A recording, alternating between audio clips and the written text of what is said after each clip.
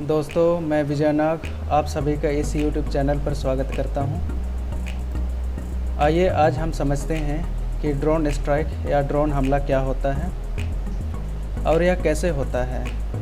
सबसे पहले हम चर्चा करते हैं कि यह चर्चा में क्यों है। हाल ही में जम्मू के भारतीय वायुसेना बेस पर एक के बाद एक 2 ड्रोन हमले हुए, जिसमें वायुसेना के 2 जवानों को चोटें आईं। हमला इतना तेज़ था कि Mi-17 एयरक्राफ्ट के बेड़े के नज़दीक की बिल्डिंग की कंक्रीट की छत को छेद कर दिया। आइए अब हम समझते हैं कि ड्रोन हमला क्या होता है। ड्रोन हमला एक ऐसा हमला होता है जिसमें एक या एक से अधिक मानव रहित लड़ाकू विमान यानी अनमाइंड कॉम्बैट एरियल व्हीकल से किया जाता है। ड्रोन हमले को व्यावसायिक या अनमाइंड कॉम्बैट एरियल व्हीकल से बम गिराकर, मिसाइल छोड़कर या फिर लक्ष्य को टक्कर मारकर अंजाम दिया जाता है। आइए अब हम समझते हैं कि अनमाइंड कॉम्बैट एरियल व्हीकल क्या होता है। अनमाइंड कॉम्बैट एरियल व्हीकल यानी UCAV, जिसे संक्षेप में ड्रोन कहा जाता है, एक प्रकार का मानव रहित विमान होता है जिसका प्रयोग इंटेलिजेंस, सर्वेलेंस, लक्ष्य प्राप्ति और सैनिक परीक्षणों के लिए किया जाता है। इसमें विमान आयुधों जैसे मिसाइल, ATGM व बम लगे होते हैं। ये ड्रोन आमतौर पर वास्तविक समय के मानव नियंत्रण या रियल टाइम ह्यूमन कंट्रोल में होते हैं, जिसमें स्वायत्तता यानी ऑटोनॉमी के विभिन्न स्तर होते हैं। इस तरह के विमानों में कोई पायलट नहीं होता है। विमान को मानव द्वारा रिमोट टर्मिनल की सहायता से चलाया जाता है।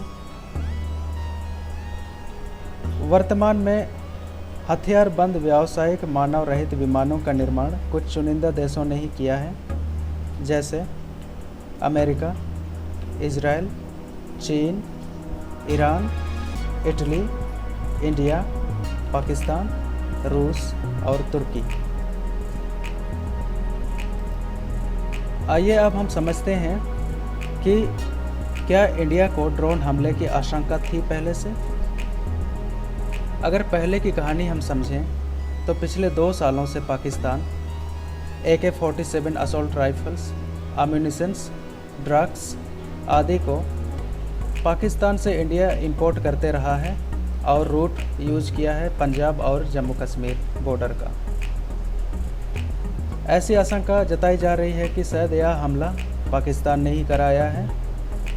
फिलहाल तो NIA और पुलिस की टीम जांच में लगी हुई है।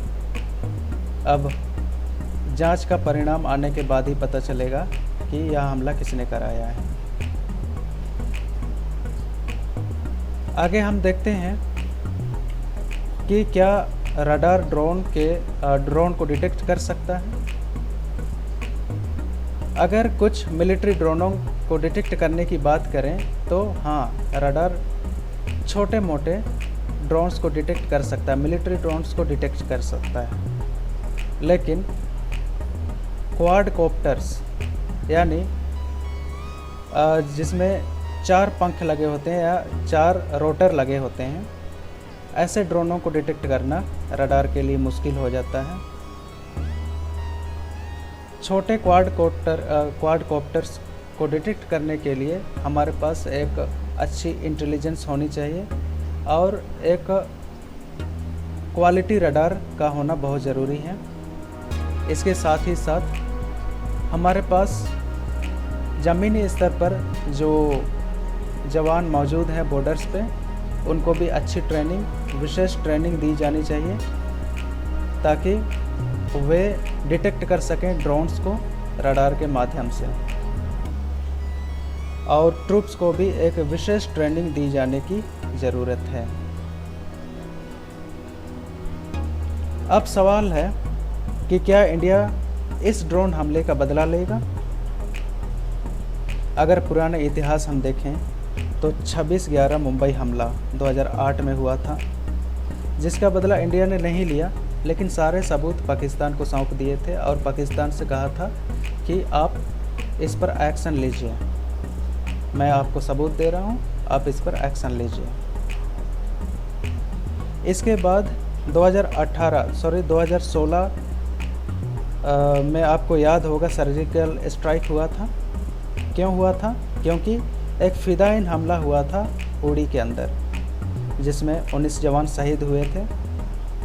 इसके बाद इंडियन ट्रूप्स ने पाकिस्तान के बॉर्डर में घुस करके सर्जिकल स्ट्राइक की थी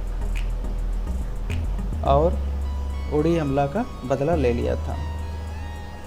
ठीक उसके बाद 2019 में फरवरी को 26 फरवरी को बालाकोट एयर स्ट्राइक हुआ था। और एयर स्ट्राइक क्यों हुआ था? यह भी एक बदला था, क्योंकि पाकिस्तान के आतंकियों ने एक सुसाइड बॉम्बर का यूज़ किया था। जम्मू श्रीनगर हाईवे पर जा रही एक मिलिट्री कॉनवॉय पर उन्होंने सुसाइड बॉम्बर का इस्तेमाल किया था, जिसमें हमारे बहुत सारे जवान शहीद हुए थे। लगभग 46 CRPF के जवान शहीद हुए थे। इसका बदला इंडिया ने बालाकोट एयर स्ट्राइक से ले लिया था, जो 26 फरवरी 2019 को किया था। इसमें 300 से 400 आतंकी मारे गए। तो अब यह कहना मुश्किल है कि इंडिया इस समय क्या कदम उठाएगा। हो सकता है इसका बदला बहुत ही सिस्टमेटिक तरीके से ले। फ़िलहाल कहना यह मुश्किल है।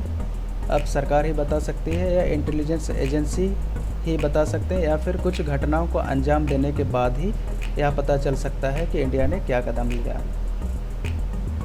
इस चर्चा में शामिल होने के लिए मैं आप सभी को बहुत बहुत धन्यवाद देता हूं। आपने मुझे सुना इस वीडियो के माध्यम से। मैं आपको बहुत बहुत धन्यवाद देता हूं। धन्यवाद।